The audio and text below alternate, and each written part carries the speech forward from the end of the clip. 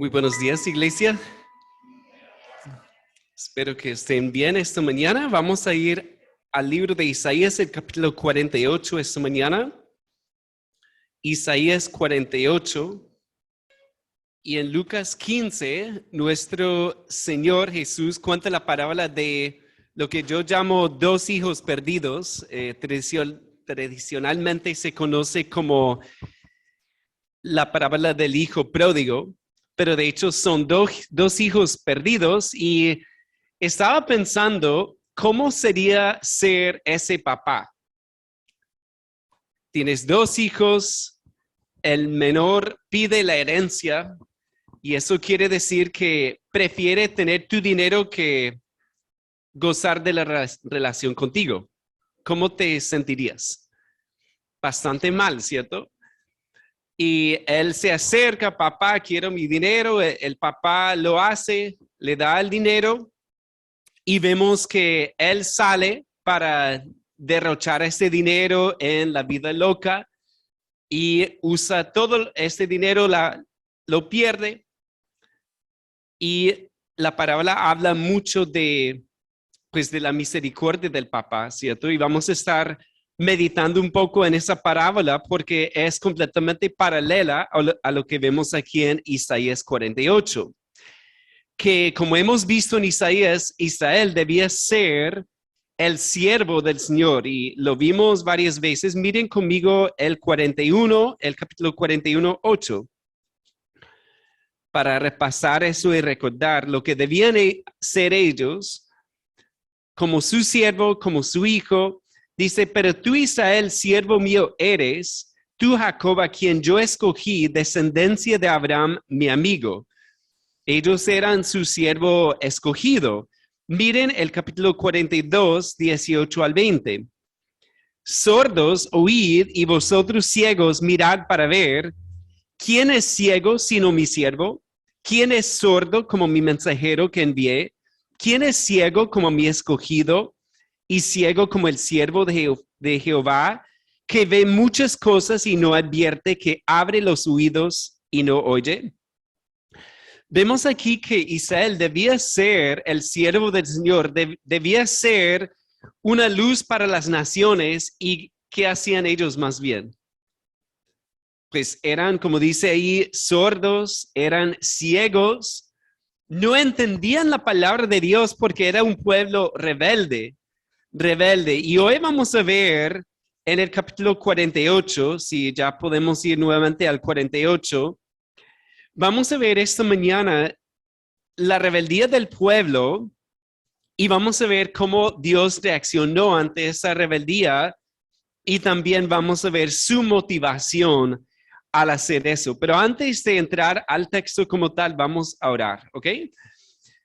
Padre, queremos darte muchas gracias por esta mañana, al estar aquí, Padre, para alabarte, para recordar las grandes cosas que tú has hecho. Eso nos llena de gozo, Padre, porque muchas veces cuando vemos nuestra vida, vemos decepciones, vemos cosas que nos tienen tristes tal vez, Padre, vemos aflicciones y dificultades. Pero cuando miramos tu palabra, tú nos recuerdas lo que tú has hecho y lo que tú harás, Padre. Y es maravilloso ver en tu palabra todo lo que tú has hecho y lo que harás, Padre. Realmente ver la obra sorprendente de nuestro Salvador nos llena de gozo, Padre. Como hemos cantado esa noche divina, cuando Él entró al mundo, fue una noche de gran regocijo. Y Padre, queremos recordar el Evangelio esta mañana para que tú nos animes para vivir una vida santa y dedicada a ti, Padre, a tu gloria. También oramos, Padre, si hay alguien aquí que no conoce al Salvador, que hoy sea el día de salvación para aquella persona. Te damos muchas gracias en el nombre de Jesús. Amén. Muy bien, vamos a ver los versículos 1 al 5 de Isaías 48. Dice: oíd esto, casa de Jacob, que os llamáis del nombre de Israel, los que salieron de las aguas o las entrañas tal vez de Judá. los que juran en el nombre de Jehová y hacen memoria del Dios de Israel, mas no en verdad ni en justicia. Bueno, aquí vemos que el pueblo quebrantaba ese mandamiento que dice que no debían llevar el nombre del Señor en vano, porque ahí dice que los que juran en el nombre de Jehová y hacen memoria del Dios de Israel, mas no en verdad ni en justicia. Y es un tema que hemos visto vez tras vez, ¿cierto? En Isaías, que este pueblo era rebelde. Este pueblo debía ser el siervo del Señor, debía glorificar su nombre, pero como dice en Isaías 29:13, este pueblo con sus labios me honra, pero su corazón está lejos de mí. Vemos aquí que ellos sabían qué decir, pero el Señor dice que no era en verdad ni en justicia. Miren el versículo 2. Porque de la santa ciudad se nombran y en el Dios de Israel confían. Su nombre es Jehová de los ejércitos. Lo que pasó ya antes lo dije y de mi boca salió, lo publiqué, lo hice pronto y fue realidad. Por cuanto conozco que eres duro y barra de hierro tu cerviz y tu frente de bronce. Te lo dije ya hace tiempo. Antes que sucediera, te lo advertí, para que no dijeras, mi ídolo lo hizo, mis imágenes de escultura y de fundición mandaron estas cosas. Vemos aquí, primeramente, la rebeldía del pueblo. La rebeldía del pueblo. Y es una descripción bastante clara, ¿cierto? Siempre me llama la atención algo que fue escrito hace más de 2700 años. El versículo 4, por ejemplo, en la Nueva Traducción Viviente dice, pues yo sé lo terca y obstinada que eres. Tu cuello es tan inflexible como el hierro y tu cabeza es tan dura como el bronce. Qué descripción, ¿verdad? De la condición espiritual de ese pueblo y a veces de nosotros también. Porque ahí dice el Señor que tu cuello es tan inflexible como el hierro. Y nos hace pensar en un burrito sabanero que no quiere andar, ¿cierto? Un burrito que se pone terco y no quiere andar porque se pone el cuello así y no quiere moverse. Y a veces somos nosotros así, ¿verdad? Que Dios nos dice algo y nosotros... O también dice que tu cabeza es tan dura como el bronce. También, si tienes frente de bronce, ¿qué significa? Que la palabra de Dios no entra, ¿cierto? Y a veces las personas nos hablan de la palabra de Dios y como que no queremos escuchar porque pega aquí la frente de bronce y no entra. Entonces ahí vemos la rebeldía de ese pueblo. Y de hecho, esa frase, cuando habla de ese cuello de hierro y esa frente de bronce, pues es algo que vemos en Éxodo 32. Si recordamos la historia del pueblo de Israel, recuerdan que Dios iba a darles la ley. Entonces Moisés subió al monte Sinaí, él estaba allá arriba, ¿y qué hacía el pueblo? Por impaciencia, ellos hicieron un becerro de oro, ¿cierto? Con la ayuda de Aarón. Y, bueno, otra cosa que no mencioné fue que antes, en Éxodo 19 y en Éxodo 24, ellos dijeron varias veces, todo lo que Jehová ha dicho, haremos. Entonces el pueblo dice, no, Señor, todo lo que tú digas lo vamos a hacer. Y apenas sube Moisés y se demora un rato allá, ¿qué están haciendo? Pues adorando un becerro de oro. Y vemos ahí que Dios también en ese contexto les dice que tienen el cuello de hierro y la frente de bronce. Entonces, cuando leemos aquí en Isaías 48, nos recuerda la rebeldía de ese pueblo, pero no debemos solamente culparlos a ellos, ¿cierto? Que a veces suele suceder, que leemos la palabra de Dios y decimos, wow, esta nación terrible. Pero nosotros a veces hacemos lo mismo, porque si pensamos en la parábola nuevamente del hijo menor, bueno, con el hijo menor seguramente el papá trató de convencerlo de no hacer lo que él quería hacer, ¿cierto? Si él te dice, no, yo quiero la herencia, tú trates de persuadirlo. Hijo, no, pues piensa en lo que haces. Tú vas a recibir esto en su momento. Yo quiero que tú estés conmigo. Y el hijo, no, no y no. Yo quiero la herencia, papá. Entonces, obviamente eso rompe el corazón del papá porque ve en ese hijo esa frente de bronce que no quiere escuchar. ¿Será que tenemos a veces también un cuello como hierro? ¿Una frente de bronce? Niños, ¿en dónde están los niños esta mañana? Sí, ahí están. ¿Será que a veces tú tienes una frente de bronce? Cuando tus papás quieren disciplinarte y tú no quieres escuchar y te pones así y hasta sale humo de las orejas porque no quieres escuchar, ¿cierto? Pero qué tan triste, ¿cierto? Porque finalmente los papás vamos a ganar, ¿cierto? En eso es mucho mejor, y yo pienso eso, es mucho mejor humillarse y recibir la corrección. Pero eso puede pasar a un niño, ¿cierto? Que Dios te habla con su palabra y tú no quieres escuchar. O quizás eres como los israelitas que sabían qué decir, pero en tu corazón no lo estás diciendo. También adolescentes, ¿en dónde están los adolescentes hoy? ¿Será que esto les puede pasar a ustedes también? De estar escuchando, pero no escuchar. Con esa frente de bronce, con ese cuello de hierro. Y cuando el Señor te habla a través de su palabra, tú no quieres escuchar. O quizás tus papás o alguien de la iglesia te habla. Si te dice, no, estoy preocupado por ti, ¿qué viene a tu mente? ¿Qué debería venir a tu mente? Wow, esta persona me está hablando de algo importante, yo debo escuchar. Pero muchas veces simplemente tenemos una frente de bronce, un cuello de hierro y por eso no escuchamos. Y por cierto, nos equivocamos y cometemos muchos errores así, ¿verdad? Pero ¿será que esto es solamente, será que un adulto podría estar en la misma condición? ¿Cierto? A todos nos ha pasado. Porque aquí le pasó al pueblo que ellos, en vez de estar escuchando, en vez de tener un corazón maleable, humilde, un corazón de carne, ellos tenían un corazón de piedra. Corazón de piedra, frente de bronce, cuello de hierro. Y vemos ahí mucha tristeza de parte del Señor por la condición de ellos.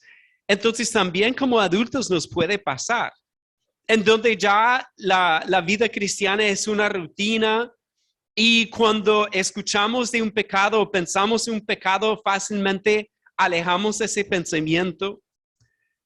O sea, estamos cometiendo un pecado y alejamos ese pensamiento y seguimos así tercos en nuestro pecado y rebeldía.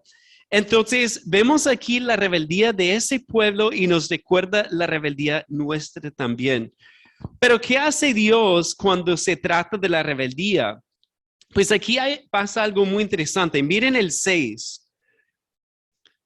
Lo oíste y lo viste todo y no lo anunciaréis vosotros. Ahora pues te he hecho oír cosas nuevas y ocultas que tú no sabías. Ahora han sido creadas, no en días pasados, ni antes de este día las habías oído, para que no digas, he aquí que yo lo sabía. Sí, nunca lo habías oído, ni nunca lo habías conocido. Ciertamente no se abrió antes tu oído, porque sabía que siendo desleal habías de desobedecer, por tanto te llamé rebelde desde el vientre. Vemos aquí que Dios anuncia buenas nuevas. Dios anuncia buenas nuevas, porque ahí en el 6, en la mitad dice, ahora pues te he hecho oír o te haré oír, podríamos traducir, cosas nuevas y ocultas que tú no sabías. Lo cual es llamativo porque habla de un pueblo rebelde y habla al mismo tiempo de cosas nuevas y ocultas. Ahora, en el contexto, ¿de qué está hablando el Señor cuando habla de cosas nuevas? Pues ya hemos visto sobre Ciro que eso iba a ser algo nuevo. Pero cuando miramos el contexto más amplio, vemos que realmente este anuncio de buenas nuevas es aún mejor que lo que él habla de Ciro. Porque habla ahí en el contexto de cosas nuevas y ocultas. Miren conmigo el 12. El 12. Óyeme, Jacob, y tú, Israel, a quien llamé. Yo mismo, yo el primero, yo también el postrero. Mi mano fundó también la tierra, y mi mano derecha midió los cielos con el palmo. Al llamarlos yo, comparecieron juntamente. Juntaos todos vosotros y oíd. ¿Quién hay entre ellos que anuncie estas cosas? Aquel a quien Jehová amó ejecutará su voluntad en Babilonia, y su brazo estará sobre los caldeos.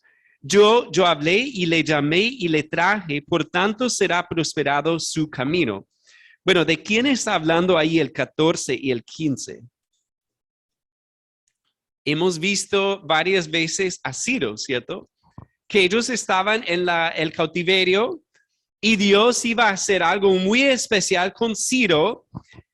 Pero de hecho, yo creo que va más allá de eso cuando pensamos en cosas nuevas y ocultas.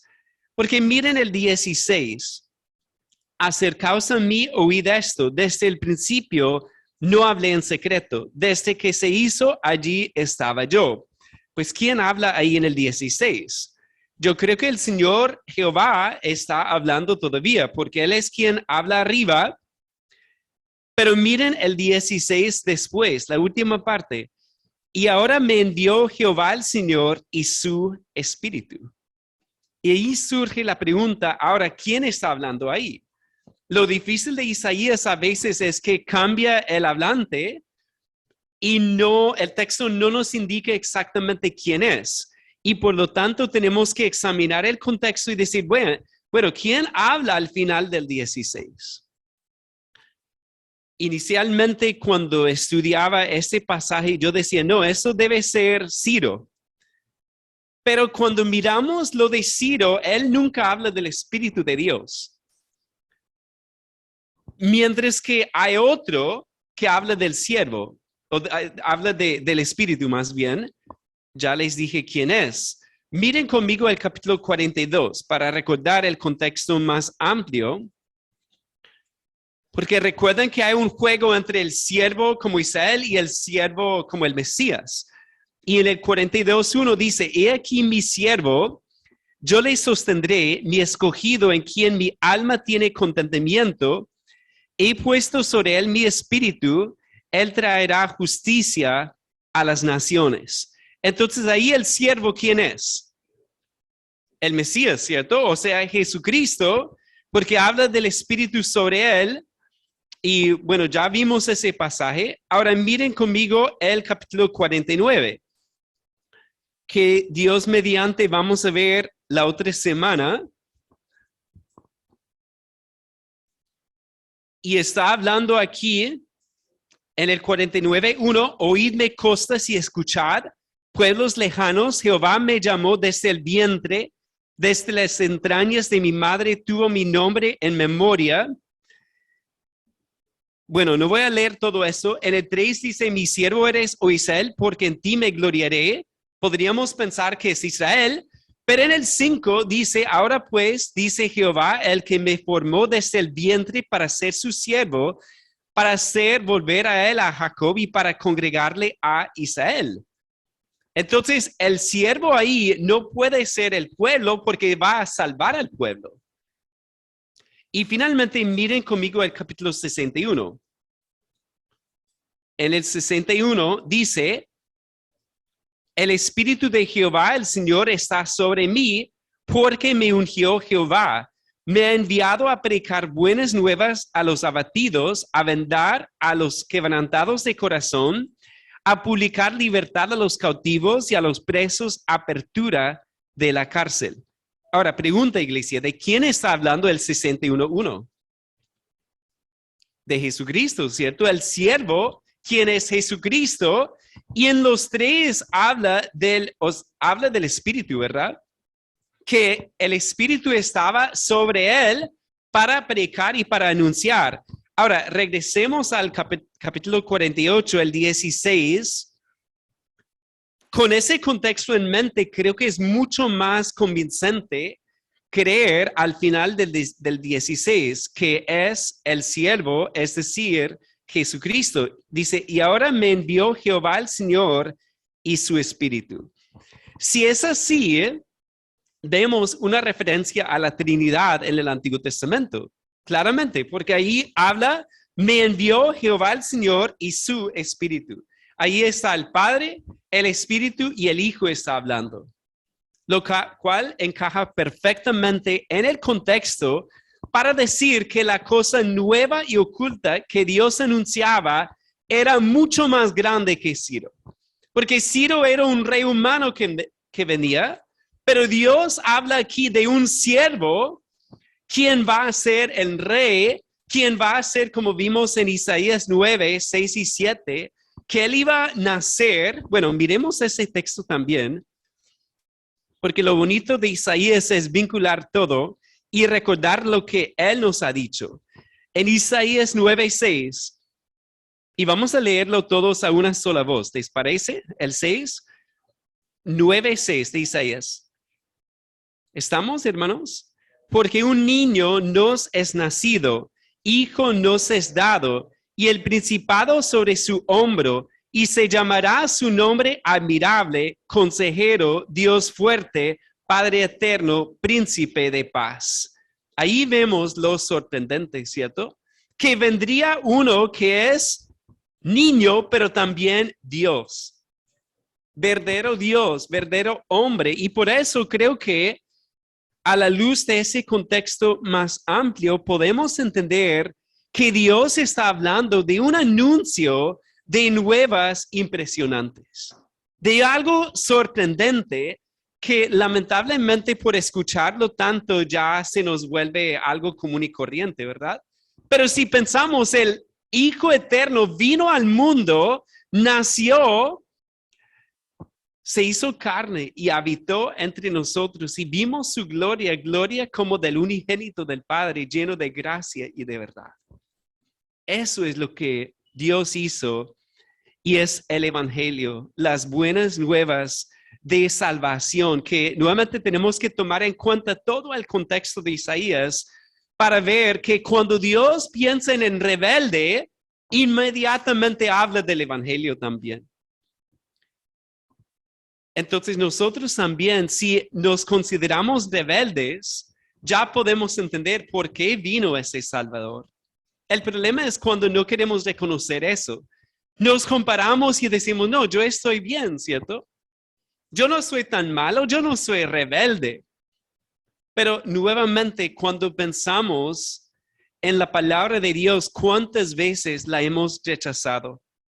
Con esa frente de bronce y ese cuello de hierro, y la hemos escuchado y no le hemos hecho caso, y eso se llama rebeldía. Eso se llama rebeldía. Entonces, cuando escuchamos esto, podemos entender por qué el Salvador tuvo que venir. Es más, miren el 17.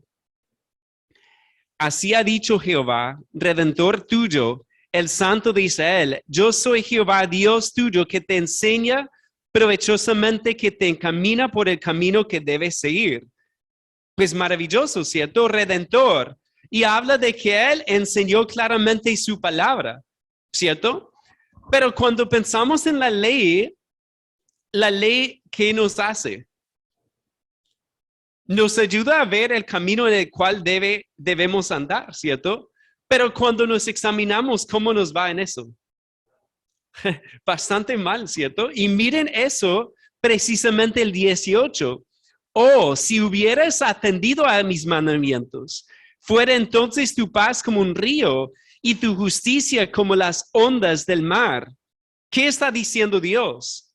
Yo les di mi ley muy clara. Yo los encaminé, pero ustedes no obedecieron como debían. Miren el 19.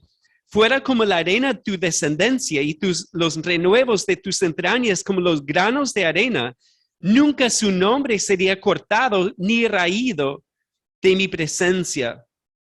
Es decir, ellos tenían la ley de Dios, no la obedecieron por su rebeldía, pero eso nos recuerda también a nuestro Señor y Salvador, ¿cierto? Porque cuando vemos nuestra rebeldía, nuestra falta de cumplir la ley de Dios, ¿qué hacemos con eso? Pues hay varias respuestas, ¿cierto? A veces la gente dice, no, esto es imposible, entonces yo no quiero escuchar más la palabra de Dios porque siempre me habla de un estándar imposible. Y así es. Pero ¿por qué habla Dios así? Porque Dios quiere su propia gloria, Dios quiere exaltarse, Dios es santo, santo, santo, y Él requiere la perfección. Entonces, ¿cómo así, Dios, que tú nos das tu ley, no la podemos cumplir, estamos condenados, ahora qué hacemos? Pues precisamente por eso vino Jesús. Y la palabra dice que Él vino para cumplir toda justicia. Él vino para cumplir esa ley porque tú y yo jamás podríamos cumplirla. Entonces, al pensar en esto, hermanos, es un gozo porque el enfoque en quién está. ¿En nosotros o en Cristo? Siempre en Cristo, ¿cierto? Porque cuando vemos nuestro pecado, debemos mirar a Cristo y fijarnos en Él. Y cuando una persona reconoce su pecado, ¿qué debe hacer? Como ese hijo menor que hizo. Él estaba allá con los cerditos, él quería comer esa comida de ellos y dice el texto que vino en sí. En otras palabras, se arrepintió. Se dio cuenta de su pecado, de su rebeldía, de su error garrafal. ¿Y qué hizo? Regresó al padre, ¿cierto? Y vemos ahí que el papá, ¿qué hace? El papá cada día estaba esperando a su hijo. Y en ese momento, cuando lo vi de lejos, ¿qué hace el papá? Sale corriendo, que era una vergüenza en ese entonces. Ningún papá haría eso. Porque el papá, ¿qué debía hacer? Desheredarlo de una vez. Avergonzarlo públicamente por lo que él había hecho. En cambio, ¿qué hace el padre? Lo ve de lejos, seguramente se llenaron sus ojos de lágrimas al verlo y él sale corriendo para recibir a su hijo, para abrazarlo, para besarlo, para recibirlo y para decir, matemos el becerro gordo. Vamos a festejar porque mi hijo, quien estaba muerto, ha regresado a la vida. Y así es Dios con nosotros cuando reconocemos nuestro pecado. Cuando reconocemos que le hemos fallado multitudes de veces por nuestra rebeldía y nuestro pecado, pero que Cristo Jesús nos puede salvar. Miren el 20. Salid de Babilonia, huid de entre los caldeos, dad nuevas de esto con voz de alegría, publicadlo, llevadlo hasta lo postrero de la tierra, decid, redimió Jehová a Jacob su siervo. No tuvieron sed cuando los llevó por los desiertos, les hizo brotar agua de la piedra, abrió la peña y corrieron las aguas. Ahí vemos que a la luz de la rebeldía de Dios, los redimió, los sacó de Egipto y después los sacó del cautiverio. Y la palabra de Dios dice también que cualquiera que se acerca a Cristo, Dios lo redime, ¿cierto? Para tener una vida nueva con Cristo Jesús y ser perdonados de nuestra rebeldía. Entonces, en esta Navidad debemos anunciar las buenas nuevas. Lo hacemos cuando cantamos. ¿Cuántos están haciendo el devocional cada noche con la familia?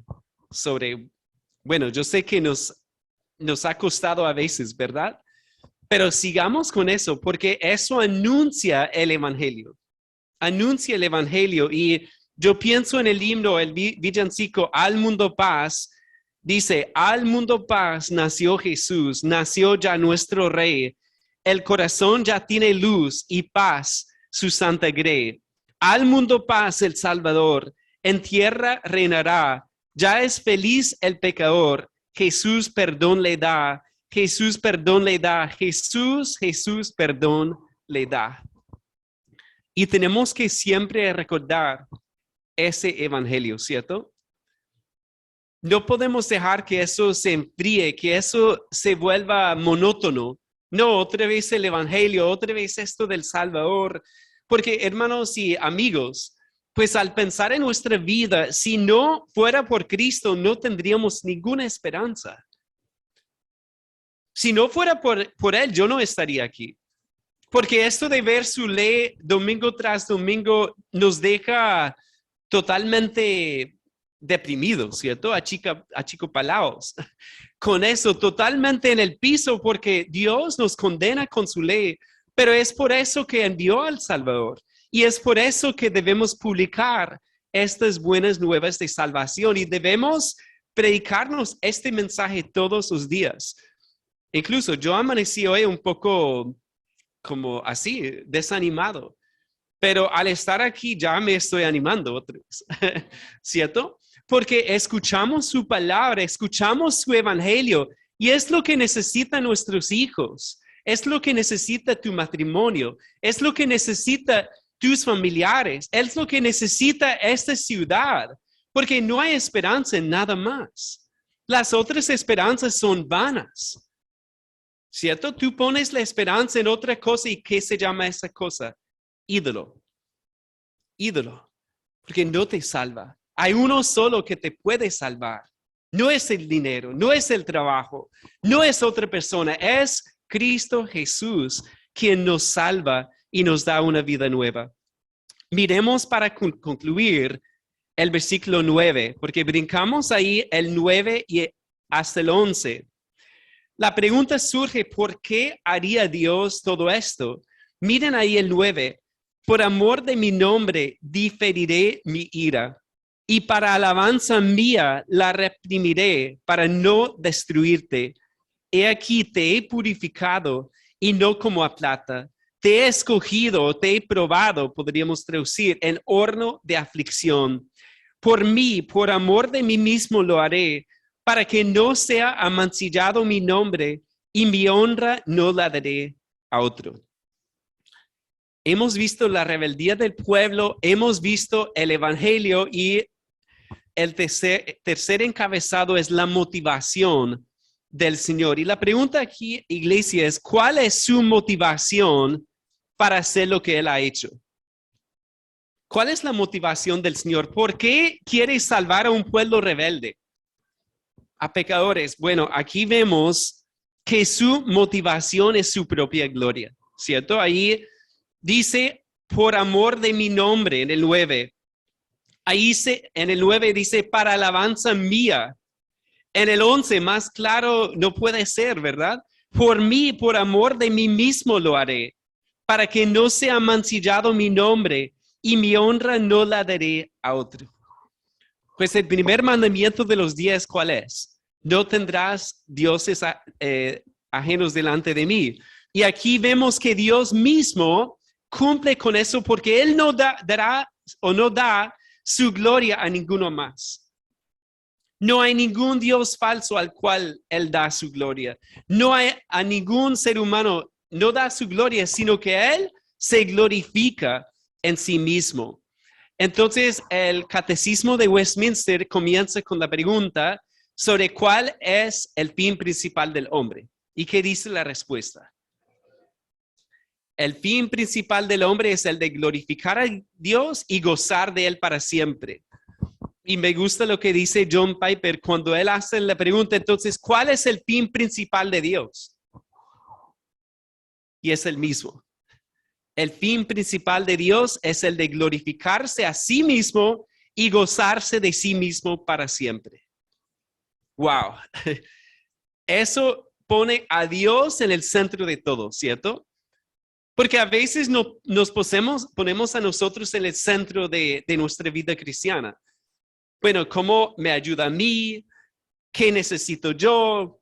¿Qué pienso yo? ¿Verdad? Y debemos recordar que Dios tiene que ser el centro de nuestra vida y nuestra fe. Dios.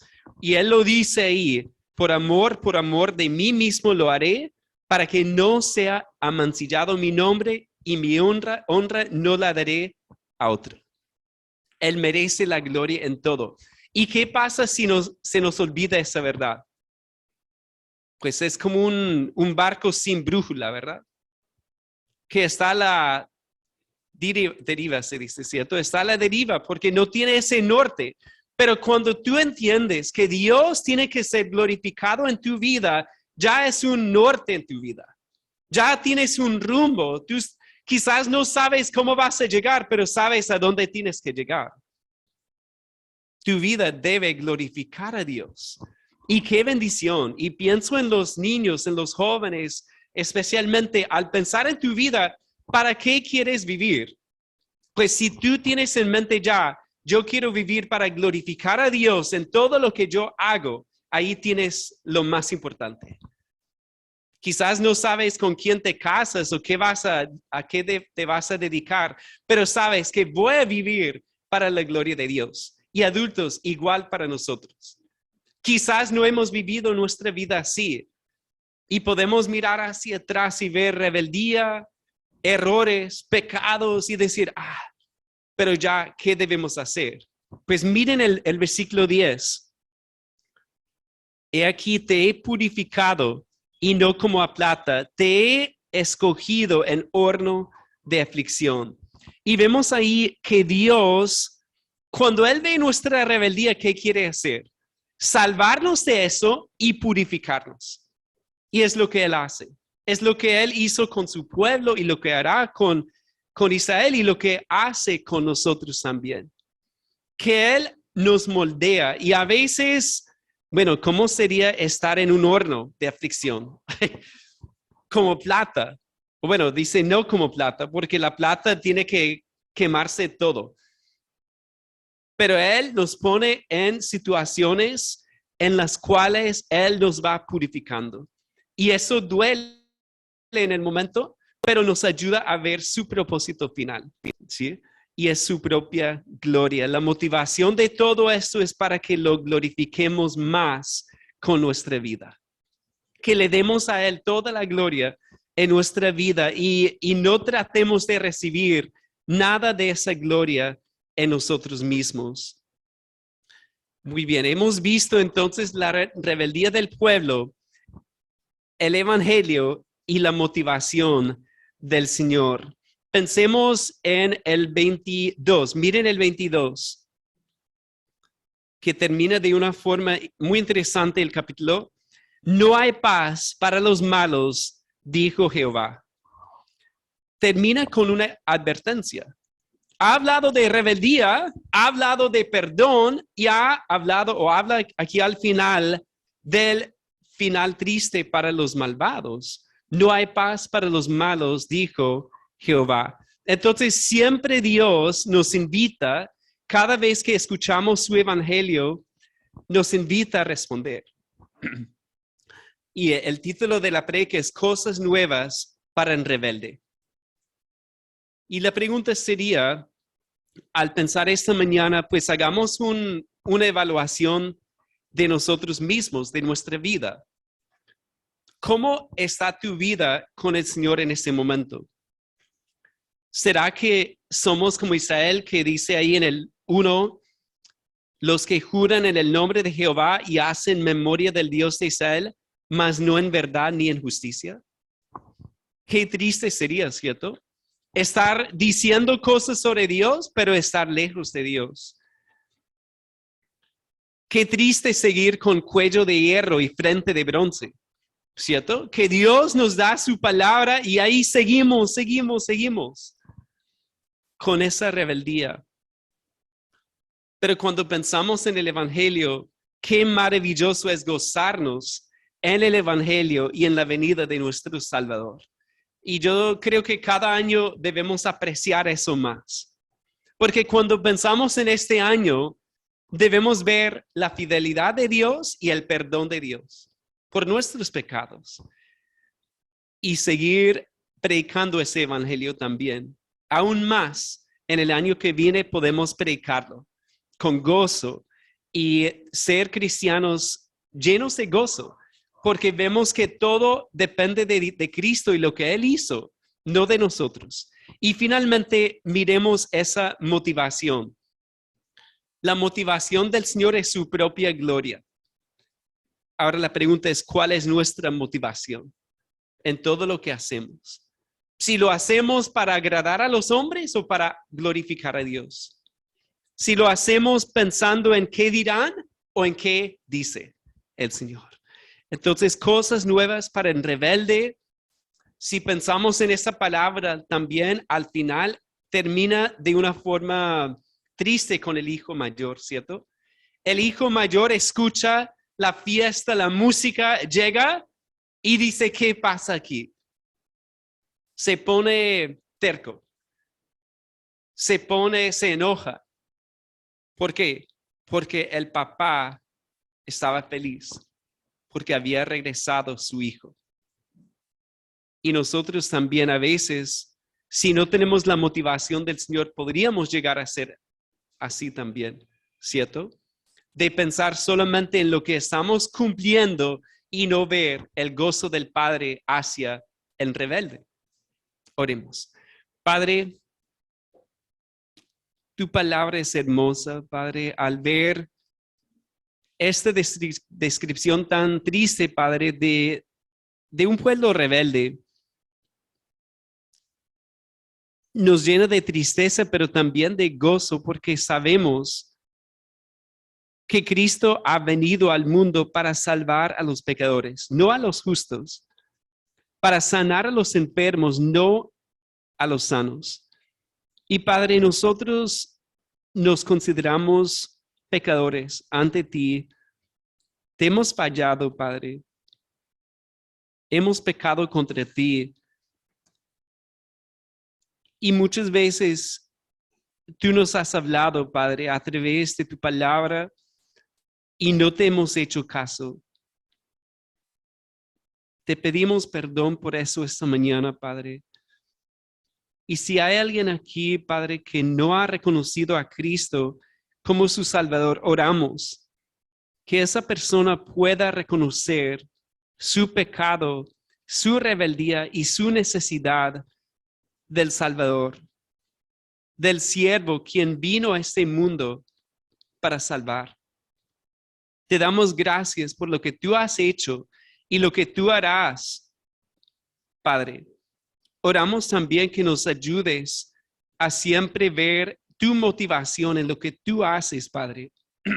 Quizás estamos en una dificultad, en algunas aflicciones, pero ayúdanos a ver lo que tú quieres hacer, Padre, al purificarnos, al hacernos cada vez más como Cristo, para que te demos a ti más gloria en nuestra vida, Padre. Si hay algunos aquí, Padre, que están cuestionándote o están preguntándose por qué están aquí, Padre, oramos que puedan ver tus propósitos y que puedan ver que pueden vivir para tu honra y tu gloria con toda su vida, Padre. Te damos muchísimas gracias en el nombre de nuestro Señor y Salvador. Amén.